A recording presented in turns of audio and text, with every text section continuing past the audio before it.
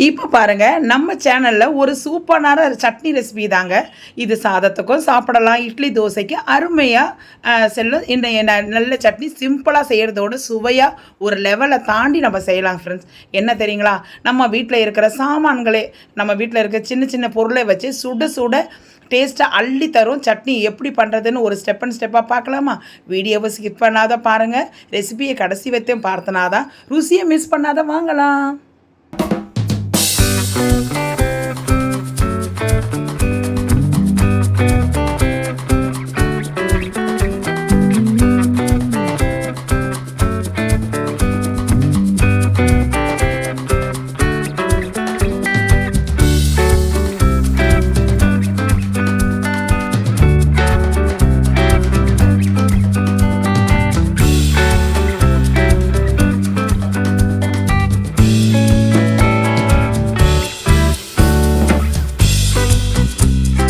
ஒரு சட்னி செய்ய ஆரம்பிச்சிடலாம். இப்போ வந்து அதுக்கு சட்னி செய்யறதுக்கு என்ன தேவையான பொருள் என்னென்னா, ஒரு கிண்ணம் வந்து நான் உடச்சக்கல்ல எடுத்துருக்கிறேன்.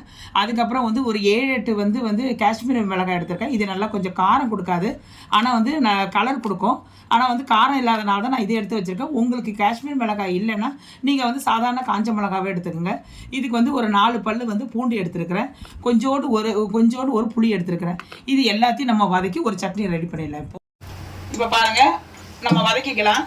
கொஞ்சம் இது வானலில் வந்து எண்ணெயை ஊற்றிக்கோங்க. அதுக்கப்புறம் வந்து பூண்டை போட்டுக்கோங்க.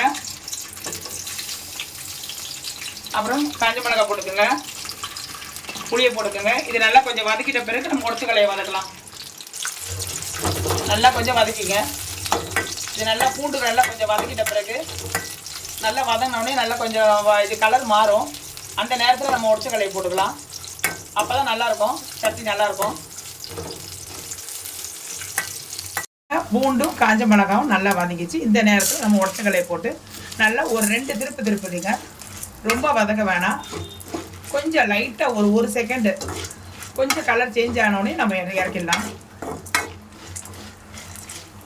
உடச்சக்கல்லை நல்லா கலர் ஆகிடுச்சு.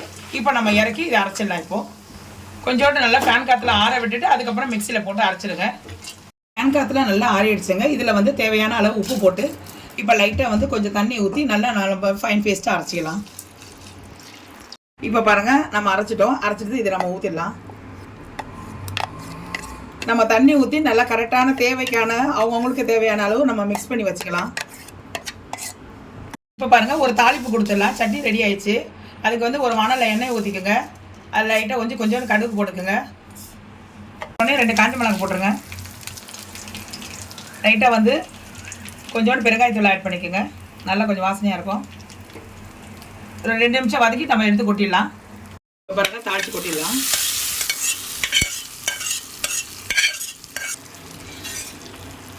இப்போ பாருங்கள், சுட சுட இட்லி பாருங்கள், ஆவி பறக்க பாருங்கள். வீக்கெண்டு அதுவுமா வந்து ஒரு மார்னிங் வந்து அருமையான ஒரு பிரேக்ஃபாஸ்ட்டுங்க.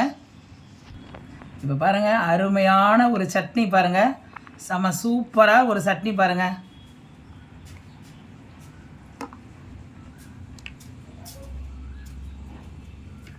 சூப்பராக இருக்குது பாருங்கள்.